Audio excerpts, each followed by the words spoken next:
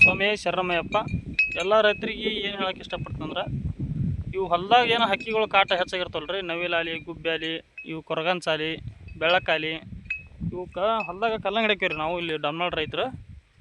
ಡಮ್ನಾಳದಾಗ ಒಂದು ಮ್ಯಾಗಿರೋರು ನಾವು ಒಂದು 3 ಎಕರೆ ಹೊಲ ಪಾಲಿ ಮಾಡೀನಿ ರೀ ಇಲ್ಲಿ ಡಮ್ನಾಳದಾಗ, ನಮ್ಮ ದೊಡ್ಡವ್ರದ. ಇವು ಕಲ್ಲಂಗಡಿ ತಿಂದು ಹೋಗ್ಯಾಕ್ತಾರೆ ನಾವೆಲ್ಲ. ತೋರಿಸ್ತೀನಿ ರೀ ನಿಮ್ಮ ಕಲ್ಲಂಗಡಿ ನೋಡ್ರಿ, ಈ ಥರ ತಿಂದು ಹೋಗ್ಯಾಗತ್ತೆ ಕಲ್ಲಂಗಡಿ.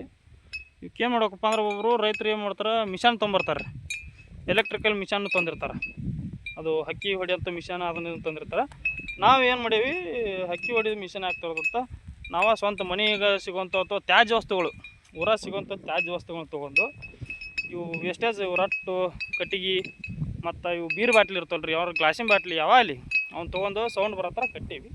ಅದು ನೀವು ಕಟ್ಟ್ರಿ, ಒಂದು ಸ್ವಲ್ಪ ಉಪಯೋಗ ತೊಗೋರಿ ಅಂತ ತೋರ್ಸಕ್ಕೆ ಒಂದು ವಿಡಿಯೋ ಮಾಡ್ತಾಯಿದ್ದೀನಿ. ತೋರಿಸ್ತೀನಿ ಹೆಂಗೆ ಮಾಡೀನಪ್ಪ ಅಂದ್ರೆ, 1-2 ಬಾಟ್ಲಿ ತೊಗೊಂಡಿನಿ ರೀ, ರಟ್ಟು ತೊಗೊಂಡಿನಿ, ಕಲ್ಲು ತೊಗೊಂಡು ಈ ಥರ ಕಟ್ಟೀವಿ.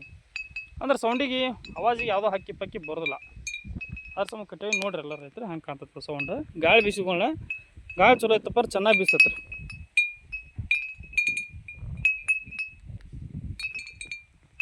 ಇದಕ್ಕೇನಿಲ್ಲ ರೀ, ಬ್ಯಾಲೆನ್ಸ್ ಮ್ಯಾಗ ಕಟ್ಟಿಗೆ ಕಟ್ಟೋದು, ಅದೇ ಬ್ಯಾಲೆನ್ಸ್ ಪ್ರಕಾರ ನಾವು ಬೀರ್ ಬಾಟ್ಲಿ 2 ಸಮ ಲೆವೆಲ್ ಇರಬೇಕು. ಬುಡಕ್ಕೆ ಒಂದು ರಟ್ಟು ಕಟ್ಟೇವ್ರಿ, ಯಾಕಂದ್ರೆ ಕಲ್ಲು ಆಟ ಕಟ್ಟಿದ್ರೆ ಇದು ಹೋಗಲ್ಲದು. ರಟ್ಟು ಕಟ್ಟಿಪ್ಪ ಅಂದ್ರೆ ಅದು ಗಾಳಿ ತಿರುಗಿದಂಗೆ, ಅದು ಗಾಳಿ ದಿಕ್ಕಿಗೆ ಅದು ರಟ್ಟು ತಿರುಗುತ್ತಾ ಆ ಥರ ಕಲ್ಲೂ ಬಾಟ್ಲಿ ಬಂದು ಬಡಿದೈತಿ, ಹೀಗಾಗಿ ಆವಾಜ್ ಬರ್ತಾರೆ. ಕಟ್ಕೋರಿ ಎಲ್ಲ ರೈತರು, ಕಟ್ಟಿ ಸ್ವಲ್ಪ ಯೂಸ್ ತೊಗೋರಿ. ಒಬ್ರು ಗೊತ್ತಿದ್ದವ್ರು ಮಾಡಿರ್ತಾರೆ, ಗೊತ್ತಿಲ್ಲಾರ್ದವರು ಸ್ವಲ್ಪ ಉಪಯೋಗ ತೊಗೋಬೇಕಂತ ಕೇಳ್ಕೊಳತ್ತೀನಿ ರೀ.